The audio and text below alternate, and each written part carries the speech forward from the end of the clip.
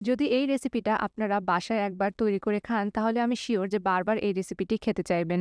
আজকে এমন একটি রেসিপি তৈরি করতে যাচ্ছি যা খেতে খুবই সুস্বাদু এবং কম সময়ে তৈরি হয়ে যায়। খুবই মজাদার একটি রেসিপি এবং রমজানে ইফতারে এই রেসিপিটি আপনারা তৈরি করে খেতে পারেন।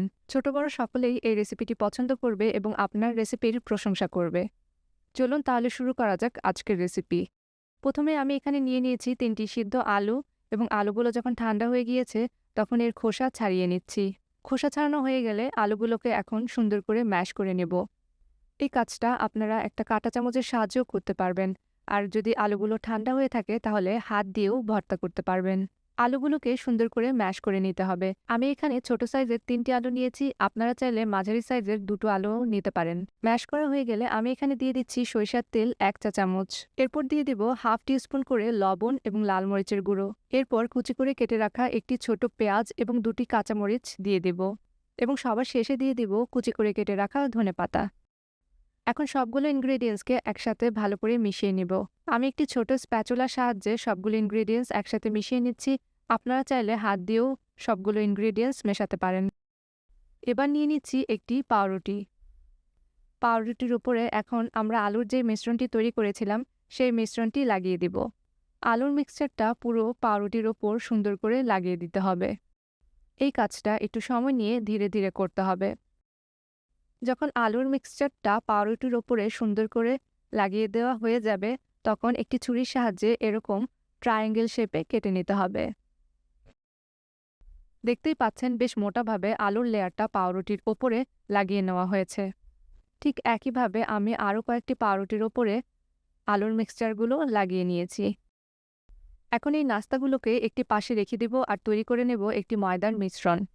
একটি ছোট বোলে নিয়ে নিয়েছি 1/4 কাপ ময়দা এবং 1/4 টিস্পুন সাদা গোলমরিচের গুঁড়া।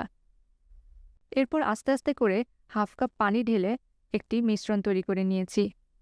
মিশ্রণটি খুব বেশি পাতলা বা খুব বেশি ঘন করা যাবে না, ঠিক এই রকম হতে হবে। এখন নাস্তাগুলো থেকে একটি পিস নিয়ে প্রথমে ময়দা স্লারিতে এভাবে ডিপ করতে হবে এবং তারপর ব্রেড ক্রামসে ভালো করে কোট করে নিতে হবে। এই কাজটা একটু সময় নিয়ে ধীরে ধীরে করতে হবে, না হলে ভাজার সময় আলুর মিক্সচারটা বাইরে বেরিয়ে যেতে পারে। একইভাবে সবগুলো নাস্তা এভাবে আমি তৈরি করে নিয়েছি।